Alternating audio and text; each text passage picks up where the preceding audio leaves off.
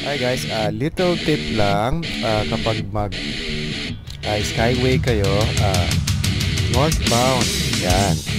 Take the second leftmost lane. Yan. Huwag yung pinaka left kasi mapupunta siya sa isa pang toll booth, toll set.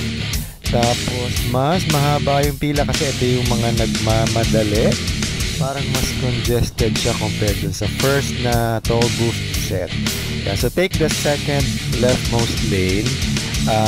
May pila din pero hindi katulad nito. Kasi kaya nga mag-skyway kasi di ba gusto mo makatipid yung oras. Especially now kasi meron po tayo mga meetings. Yan, so usually hindi naman tayo nag-skyway na pabalik. Need kasi natin umabot sa QC na certain time. So napilitan tayo mag-skyway ulit. Hindi na kasi mas acceptable pa yung suggestion sa baba sa SLEX at